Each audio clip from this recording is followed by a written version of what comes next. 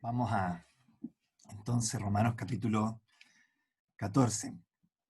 Vamos a orar antes de continuar con la reunión.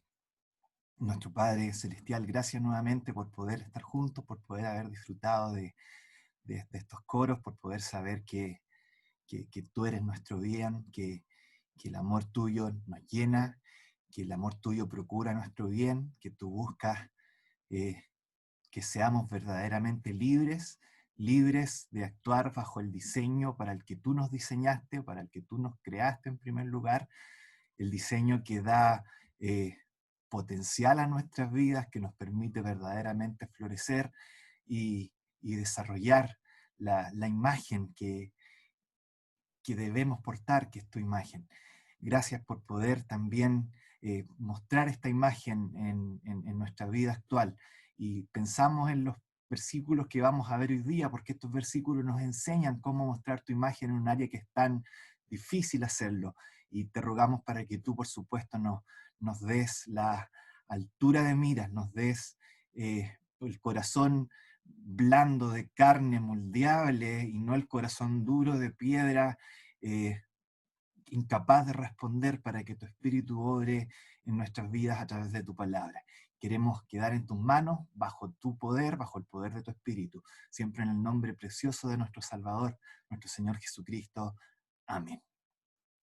Vamos entonces a Romanos capítulo 14. Estamos tocando el tema de los que hemos llamado asuntos de opinión, esta gran área dentro de la vida cristiana que abarca cosas que no son abiertamente pecaminosas, cosas que son moralmente neutras, donde no hay mandamientos ni prohibiciones específicas, y el Señor nos deja con la responsabilidad y el privilegio de aplicar principios bíblicos y decidir si vamos a practicar o no practicar estas cosas. Es el área donde el gran problema no es tanto si hago o no hago algo, el gran problema es cómo tratamos a los hermanos que tienen una postura distinta a la nuestra al respecto.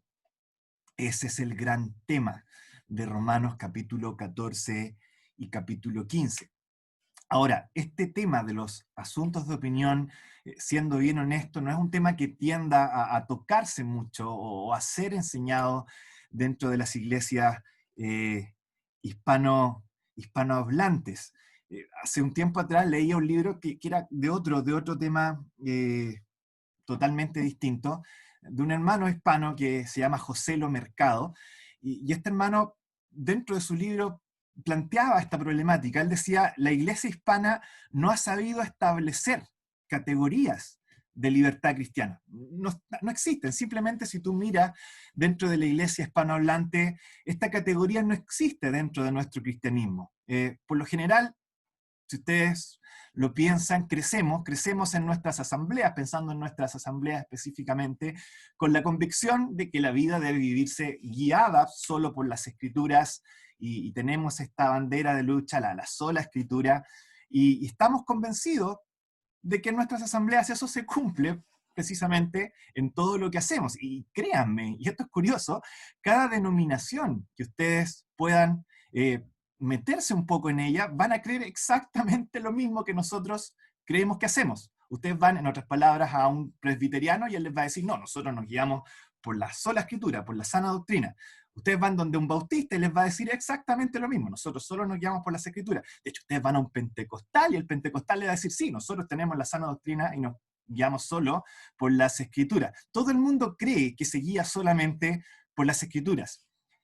Al mismo tiempo, sin embargo, hay ciertas prácticas, tenemos un montón de prácticas que hacemos dentro de nuestra vida cristiana como asambleas, simplemente porque así nos enseñaron que había que hacerlas. El famoso siempre se ha hecho así, las costumbres, las tradiciones que muchas veces tenemos. ¿Y sabes lo curioso, chiquillo? Que no siempre tenemos noción de que estas cosas existen. No siempre tenemos noción de que hay ciertas cosas que hacemos solo por costumbre. ¿Por qué? Porque obviamente es muy difícil, es muy complicado, muy poco probable que un hermano se pare delante de un púlpito un día de reunión y diga a la congregación: miren, hermanos, esta práctica en realidad no es un mandato bíblico, es una muy buena práctica, pero no es un mandato bíblico, es solo una costumbre que nosotros seguimos, pero que igual la practicamos porque creemos que es prudente y que es sabio hacerlo. No, eso no lo van a escuchar probablemente muy seguido desde un púlpito, y la razón es obvia. Hay muchos temores al momento de decir esto, porque probablemente esa frase va a ser mal usada y va a ser abusada por algunas personas, y no estamos muy lejos de la realidad si pensamos que eso va a ser así. El temor no es infundado, y como vamos a ver hoy día, tiene bastante fundamento de hecho. Entonces, estamos en Romanos capítulo 14, ya hemos visto los primeros 12 versículos. En los primeros 12 versículos, Pablo, después de definir los términos, nos ha entregado una serie de razones para ayudarnos más bien a comprender un poco mejor por qué actúa como actúa el hermano que piensa distinto a nosotros, para así poder entenderlo mejor y no menospreciarlo por un lado, ni condenarlo por el otro. Eso es lo que hemos visto hasta el momento cuando se trata de los asuntos de opinión.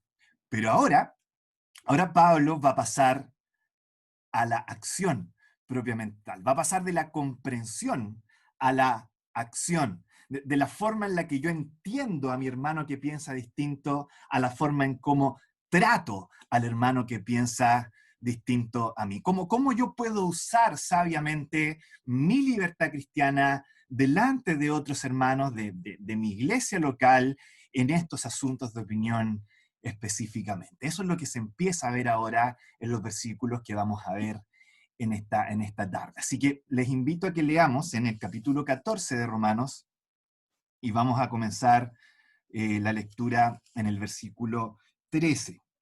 Romanos entonces, capítulo 14, versículo 13.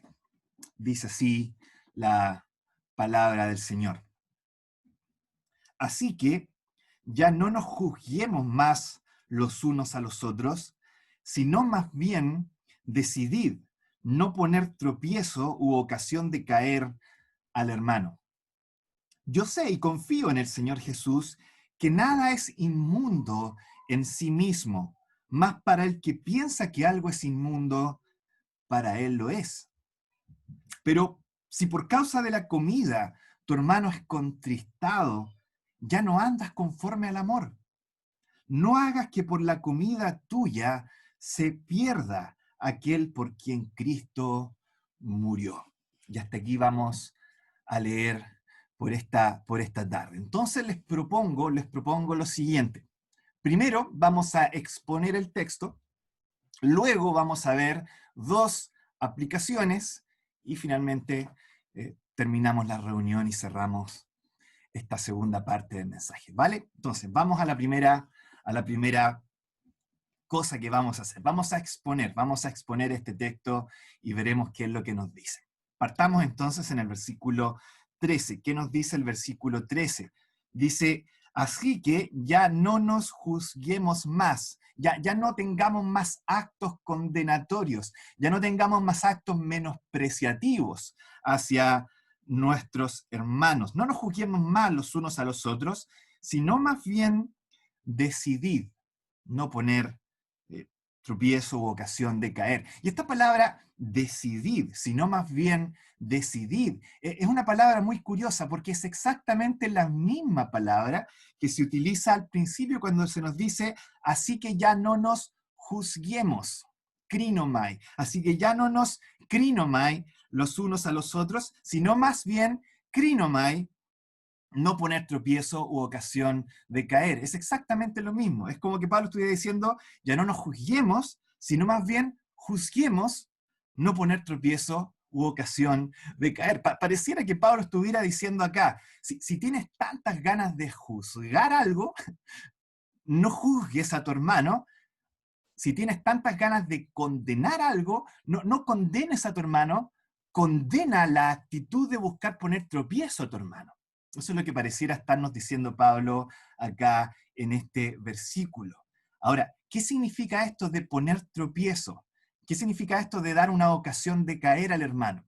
La verdad es que el mismo pasaje lo explica inmediatamente a continuación. Si ustedes van al versículo 15, se van a fijar que esto de hacer tropezar al hermano, Pablo dice que es sinónimo de contristar al hermano. Dice, si tu hermano es contristado, ya no andas conforme al amor. Y uno quizás pudiera decir, ya, muy bien, contristado, pucha, qué triste, qué pena que el hermano se puso triste, pero no es tan terrible, o sea, cada cual se puede poner triste por lo que él quiera. Pero fíjense lo que sigue diciendo a continuación el versículo 15. Nos dice que hacer caer o tropezar al hermano no es simplemente que el hermano se ponga triste, que le dé pena algo. No, es que se pierda a tu hermano. Eso es lo que dice. No hagas que por la comida tuya se pierda. Ups, aquí se pone más complicada la cosa, ¿verdad? No es simplemente que se ponga triste, que le dé pena, es que tu hermano sea destruido por aquello que estás haciendo. Y entonces acá es donde surge, por supuesto, la gran pregunta, y es que, ¿cómo puede ser que algo tan insignificante como un asunto de opinión pueda provocar algo tan terrible como destruir a mi hermano? ¿Cómo puede ser que algo tan que parece poca cosa llegue a efectos tan desastrosos dentro de la comunidad cristiana en una iglesia local? Bueno, eso es lo que nos explica a continuación Pablo en el versículo 14.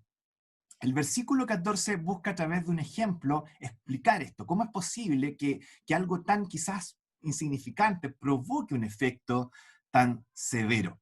¿Y qué nos dice Pablo? Nos dice que cuando se trata de los asuntos de opinión, el ítem en sí, la música que escuchas, el alcohol que quizás se beba o el estadio donde vas, eso no es inmundo en sí mismo, no es inherentemente inmundo o malo o pecaminoso.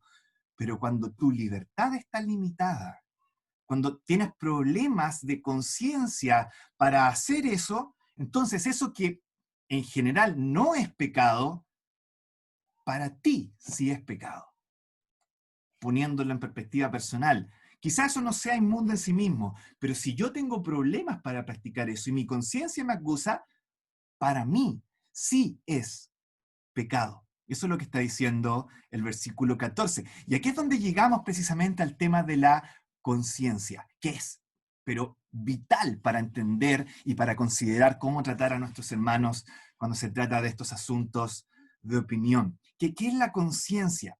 La conciencia es un freno, es un poderoso freno, un freno poderosísimo que impide que hagamos ciertas cosas que para nosotros son malas. Eso es la conciencia. Es un tremendo regalo de Dios. Es un regalo de la gracia común de Dios que Dios le ha entregado a toda la humanidad y que ha tenido un efecto restrictivo dentro de nuestra sociedad, impidiendo que el mal se desborde hacia sus consecuencias más negativas y nefastas posibles. Es un tremendo regalo de la gracia común de Dios el que los seres humanos tengamos una conciencia que funciona como un freno poderoso que impide que hagamos ciertas cosas.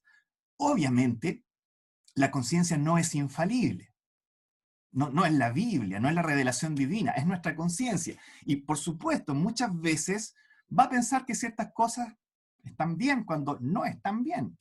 Y al revés, más importante, va a pensar que hay cosas que son malas cuando en realidad realmente no son malas, que es lo que precisamente está mostrándonos Pablo acá en este pasaje. Pero aquí está el punto. Cuando tú violas tu conciencia en esos puntos,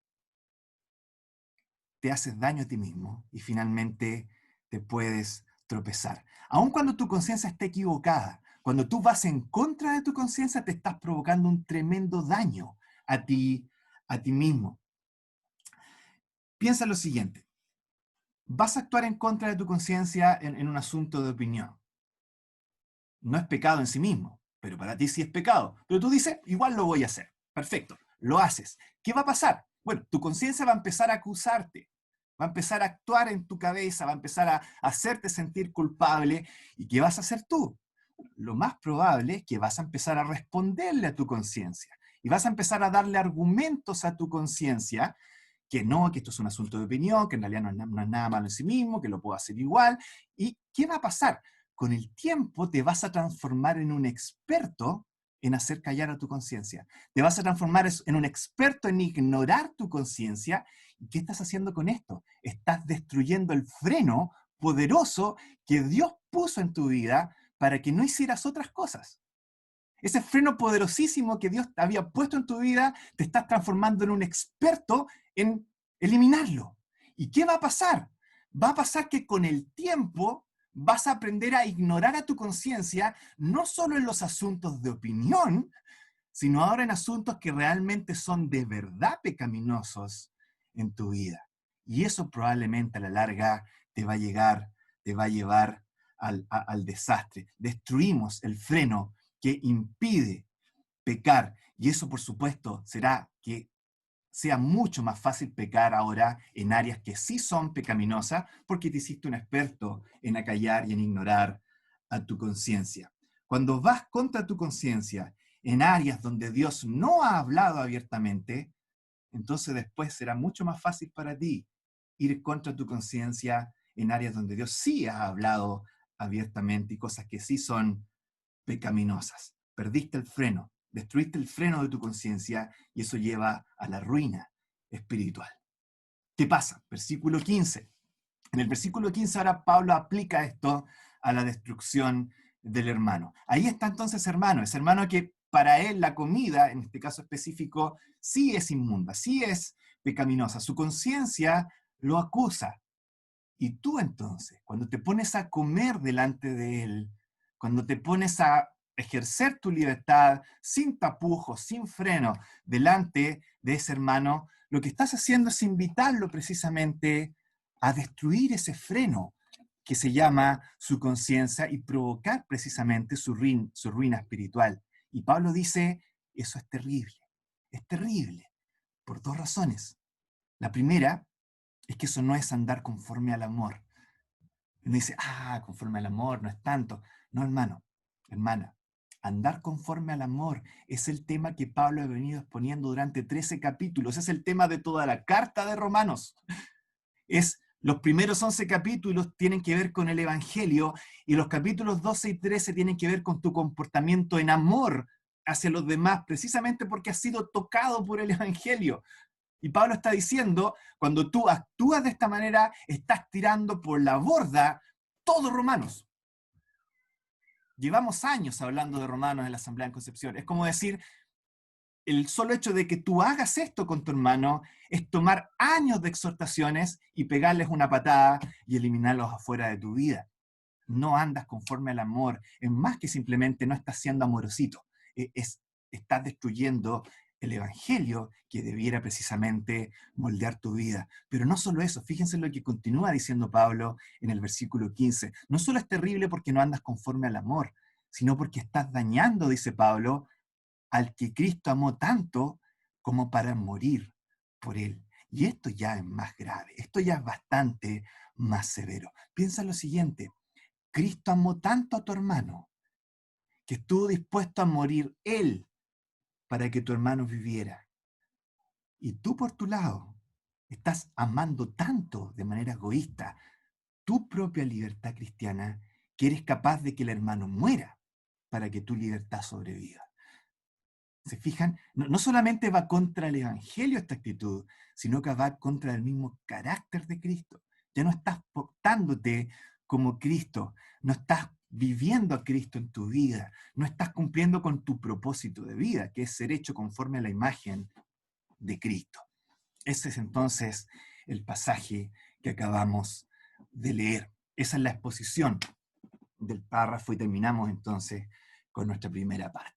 Habiendo entonces puesto el pasaje, tremendo pasaje, vamos ahora a ver dos aplicaciones que podemos extraer de esto que acabamos de exponer. Las dos aplicaciones son muy directas, muy sencillas. La primera es, por lo que acabamos de ver, número 1, hermano, hermana, nunca vayas en contra de tu conciencia. Eso es lo primero que podemos aprender de esto. Nunca vayas en contra de tu conciencia. Y la segunda aplicación es, nunca obligues a otros a ir en contra de su conciencia. Esas serán las dos aplicaciones. Vamos a la primera. Nunca vayas en contra de tu propia conciencia. Y esto se basa en lo que vimos en el versículo 14. El que piensa que algo es inmundo, dice Pablo, para él lo es. O sea, no es que no sea pecaminoso y mi opinión nomás sea que es pecaminoso. No, no. Cuando tú te sientes tocado por tu conciencia, para ti se transforma en algo de verdad pecaminoso. Y si lo haces, estás pecando. Eso de hecho es lo que nos dice posteriormente el versículo 23, que vamos a ver más adelante, pero es bueno que lo repasemos ahora. Dice, el que duda sobre lo que come es condenado, porque no lo hace con fe. Y todo lo que no proviene de fe es pecado. No es simplemente que por mi opinión nomás sea pecaminoso cuando yo lo hago, no, es que lo es de manera objetiva, porque mi conciencia me está acusando al respecto. Por lo tanto, hermano, hermana, si hay algo en tu vida que te acabas de dar cuenta hace poco, que en realidad no es un mandato bíblico, sino que es más bien un asunto de opinión, y quizás tienes libertad para hacerlo, pero tu conciencia te retiene e impide que lo hagas, no desprecies tu conciencia, no destruyas tu conciencia, no vayas en contra de tu conciencia. Ten mucho cuidado, sé muy cauteloso en llevar eso a la práctica. Voy a poner un ejemplo muy sencillo. Si, por ejemplo, te das cuenta un día que mirar, un ejemplo que no tiene mucho sentido, pero que mirar televisión los domingos no es pecaminoso, sino que es algo permitido, pero tu conciencia te dice algo y no puedes ver con tranquilidad el televisor porque eres acusado por tu conciencia, es el día del Señor, mejor no lo hagas. Ten mucho cuidado en ir en contra de tu conciencia. ¿Por qué? Porque lo que vas a estar haciendo si vas directamente en contra de ella es destruir este freno poderosísimo que Dios nos ha puesto y que nos permite precisamente persistir en nuestra vida cristiana. ¿Sabes, hermano? Si somos bien honestos, en la práctica, me atrevería a decir que la mayoría de los hermanos que tú ves, hermanos me refiero, que tú ves haciendo de repente, de un rato para otro, cosas que nunca habían hecho antes, ¿sabes? La mayoría de esos hermanos no son hermanos que están madurando en su vida espiritual y están haciéndose cada vez más fuertes. Por lo general son hermanos que están deslizándose y que están cayendo en una vida cada vez más pecaminosa. Suele pasar. Tú ves un hermano que está haciendo un montón de cosas que tú dices, chuta, mira, no es pecaminoso, pero tú antes nunca hacías esto y ahora sí lo estás haciendo. Por lo general ese hermano no es un hermano que está avanzando a la madurez espiritual. Tiende a pasar que son hermanos que están alejados del Señor, que se están deslizando y que están haciendo un montón de cosas por otras razones. Suele pasar que la conciencia de estos hermanos ya está tan destruida, está tan dañada, que en realidad no es que solamente estén haciendo estas cosas dentro de los asuntos de opinión, sino que incluso se están pasando cosas que abiertamente están prohibidas por el Señor en las Escrituras. No, no son hermanos que están dando el dulce aroma de Cristo en sus vidas. Por lo general tienden a ser hermanos que están dando el olor pestilente y putrefacto del cadáver de alguien que está muerto en sus pecados. Lamentablemente, en la mayoría de los casos, suele ser así. Más que un síntoma de crecimiento, tiende a pasar que esta actitud suele ser un síntoma de alejamiento y de deslizamiento del Señor. Así que ten mucho cuidado, ten mucho cuidado. Por lo general los hermanos que empiezan a practicar ciertas cosas que antes no hacían, toman mucho tiempo para llegar a hacerlo. Y siempre es con mucha cautela, mucho respeto y mucho amor hacia los hermanos que piensan distinto a ellos, porque ellos también fueron de esos antes. ¿Se fijan? Así que, hermano, primera aplicación práctica, nunca vayas en contra de tu conciencia. Saber que tu práctica cae en una categoría de asunto de opinión no te da un permiso inmediato para practicarlo. Está tu conciencia, respétala. No pases por encima de ella. No pretendas que tu conciencia no vale nada. Por tu bienestar eterno, hermano, hermana, nunca vayas en contra de tu conciencia. Esa es la primera aplicación que quería extraer de este pasaje. Y la segunda, muy similar, también ahora tiene que ver con nuestros hermanos. Si por un lado nunca debes ir en contra de tu propia conciencia, por otro lado nunca debes obligar a otro a ir en contra de su conciencia también.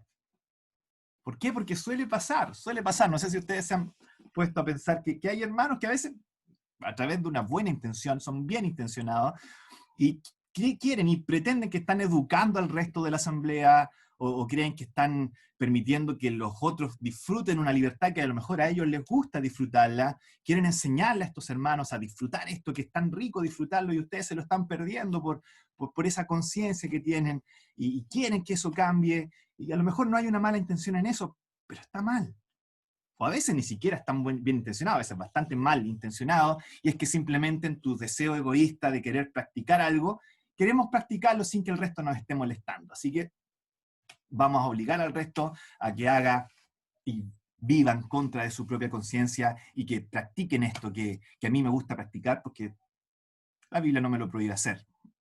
O simplemente a veces que ni siquiera te importan tus hermanos y lo haces simplemente delante de ellos y te importa un pepino lo que pase por el corazón y la conciencia de aquellos que te rodean.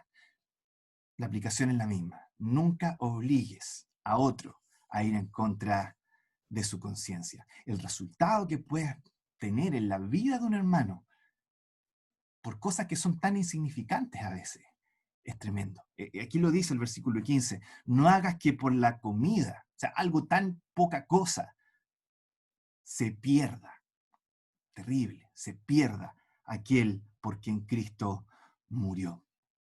Timothy Keller explica esta idea a través de un ejemplo de la vida cotidiana que lo encontré muy, muy bueno porque es algo que se repite, que tiende a ser un patrón que todos los que llevamos un tiempo en la asamblea lo hemos visto en alguna oportunidad. El ejemplo es el siguiente. Tiene que ver con una niña que venía de una denominación muy estricta, donde maquillarse era considerado pecaminoso.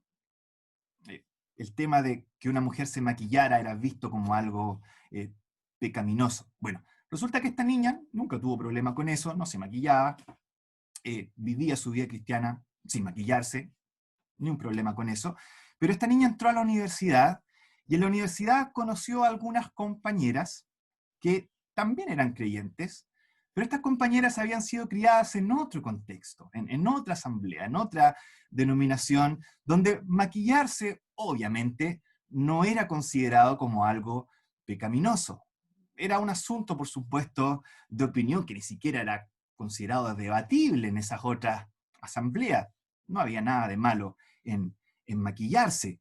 Bueno, resulta que empezaron estas compañeras creyentes a presionar a esta otra hermana, las burlas, la presión social de verla ahí sin maquillarse, hicieron que esta niña empezara a tomar ciertas decisiones en su vida. ¿Qué pasó? Empezó a maquillarse a escondidas. Entonces salía de la casa, a escondidas se maquillaba, iba maquillada a la universidad, volvía y antes de llegar a la casa se sacaba el maquillaje y entraba entonces y así nadie la descubría. Ahora, obviamente la Biblia en ninguna parte prohíbe maquillarse. Debo dejar muy claro eso, por si hay alguien que todavía tenga dudas. Pero por el trasfondo, para la conciencia de esta niña, maquillarse sí era pecado. Lo que vimos en el versículo 14, no era algo inmundo en sí mismo, pero para ella sí era algo inmundo, y al hacerlo a escondidas de sus padres estaba destruyendo su conciencia, estaba destruyendo este freno poderosísimo que Dios le había dado. ¿Qué pasa? El resultado fue triste, muy triste. ¿Por qué?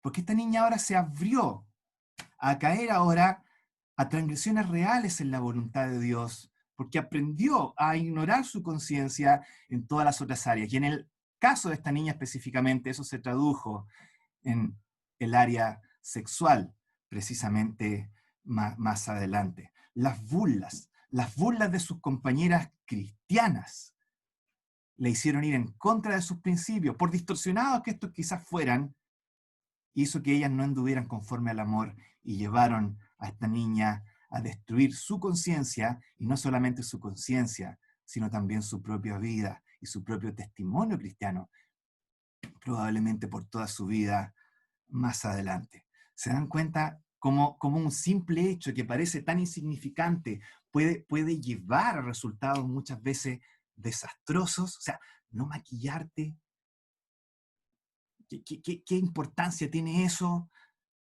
Y sin embargo puede llevar a que finalmente una persona, por su conciencia, sea destruida toda su vida y su testimonio cristiano. Sí, hermano, hermana, la conciencia juega un rol muy importante en los asuntos de opinión. Eso es lo que quiero transmitirles en esta tarde. La conciencia juega un rol importantísimo en los asuntos de opinión. Tú puedes ver tres personas a lo lejos, se ven exactamente iguales. Las tres están ahí sentadas en una mesa disfrutando de una copa de vino mientras conversan entre ellas. La primera de esas tres personas disfruta esta copa de vino porque sabe que el fruto de la vid es un regalo de la gracia de Dios y glorifica a Dios y le da gracias por poder beber este manjar que está bebiendo en ese momento. Da gloria a Dios a través de lo que bebe. La segunda persona bebe el mismo brebaje, pero está muy aproblemada. Su conciencia lo está acusando todo el rato. Y él a su vez está convenciendo a sí mismo de que esto no es malo, de que esto no está prohibido, de que esto es un asunto de opinión. Y esa persona sufre, porque quiere glorificar al Señor, pero esto está siendo causa de tropiezo en su propia vida. Y la tercera persona, esto es lo curioso, la tercera persona no está ni ahí con el cristianismo. Es quizá una persona que profesó en algún momento ser cristiano, pero ahora se ha revelado y realmente si está bebiendo esa copa de vino es para exhibir con su comportamiento que no está ni ahí con el cristianismo y en realidad está no glorificando a Dios a través de lo que bebe, sino exhibiendo su rebeldía en contra de Dios a través de lo que bebe. ¿Se dan cuenta la diferencia radical? Se ven exactamente iguales por fuera, pero el corazón es tan distinto. Uno está glorificando a Dios, el primero, y el tercero está levantando su puño desafiante en contra de Dios, haciendo exactamente lo mismo que nosotros estamos viendo por fuera. Las realidades son diametralmente opuestas y muchas veces esa realidad nosotros no la vemos. Por lo tanto, tengamos mucho cuidado en cómo practicamos estos asuntos de opinión, esta libertad cristiana. Nunca, nunca, nunca obliguemos a otro a ir en contra de su conciencia. No sabemos lo que está pasando en ese corazón. ¿Estará glorificando a Dios a través de lo que hace? Si es primera vez, puede que sea poco probable. ¿Estará su conciencia excusándolo a través de lo que lo hace? Es una opción, muy probable. ¿Estará exhibiendo su rebeldía en contra de Dios y levantando su puño desafiante, haciendo algo para demostrar que no está ni ahí con el cristianismo? También es una opción bastante probable. Por lo tanto, tengamos mucho cuidado. Nunca obligues a otro a ir en contra de su propia conciencia. En resumen, entonces, el pasaje nos habla de cómo tratar a los hermanos que piensan y actúan distinto a nosotros, y Pablo parte dándonos un gran principio. ¿Cuál es ese principio? Y esto, si no pudieron captar todo el mensaje y pueden captar esto que vamos a decir a continuación, entonces está perfectamente bien. ¿Cuál es el gran principio que Pablo coloca en estos tres versículos? El principio de siempre andar conforme al amor y considerar la conciencia de tu hermano. Nunca pierdas este principio cuando se trata de tu libertad cristiana. Nunca pierdas este principio cuando vas a practicarla en estos asuntos de opinión específicamente. Anda siempre conforme al amor y considera la conciencia de tu hermano. Esta es la actitud de un creyente que está siendo moldeado por el Evangelio. Esta es la actitud de un creyente que vive de acuerdo a Romanos 12:1 y 2. Este es el creyente que está colocando su vida en el sacrificio, en el altar del sacrificio, como sacrificio vivo. Esta es la actitud del creyente que está siendo moldeado, transformado por la renovación de su entendimiento. Una de las transformaciones que habrá en su vida, una de las actitudes transformadas que tendrá en su vida será esta. Este hermano va a andar siempre conforme al amor y va a tomar muy en consideración y darle mucha importancia a la conciencia de los hermanos que lo rodean al momento de practicar su propia libertad cristiana. Cuando tú sigues este principio, hermano, hermana, tu manera de practicar tu libertad cristiana va a ser completamente distinta. Y es por eso que Pablo parte colocando este gran principio. Eso, por supuesto, en la práctica se va a aplicar a un montón de actitudes, a un montón de acciones.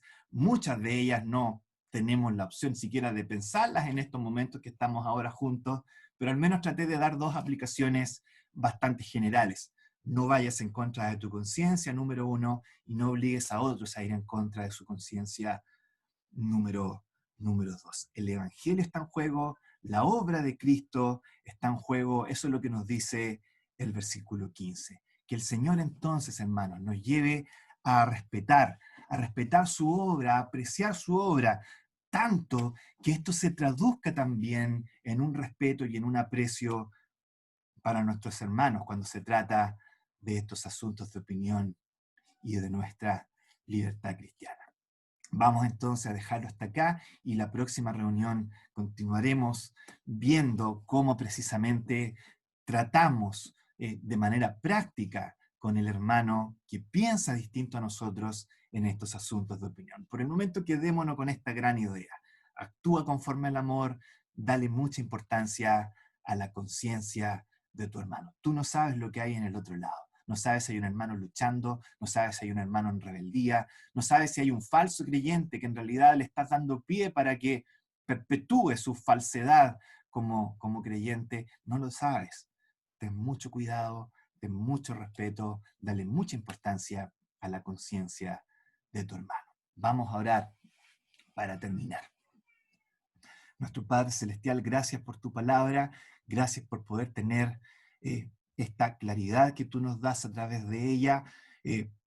Gracias porque no nos has dado simplemente una lista de mandamientos detallados que simplemente debemos obedecer porque sí. Tu palabra está llena de llamados a usar nuestro entendimiento, a usar nuestra cabeza, a usar nuestro corazón y a actuar de maneras que muchas veces nunca se ven en tu palabra, pero que son acciones que hacemos a la luz de tu palabra. Gracias porque nos tratas como seres inteligentes, seres que tienen tu imagen, seres que son capaces de amar. Gracias porque eres bueno con nosotros. Gracias porque tu espíritu, tu evangelio nos trata de esta manera. Quedamos en tus manos agradecidos. Queremos tratar a nuestros hermanos de la misma manera, como personas importantes, personas que han sido moldeadas por su vida, por su pasado, que tienen trasfondos distintos y no queremos dañar la conciencia de ellos también. Quedamos delante de ti rogando que nos guíes, nos guardes, nos ayudes en esto, siempre en el nombre precioso de nuestro Salvador, nuestro Señor Jesucristo. Amén.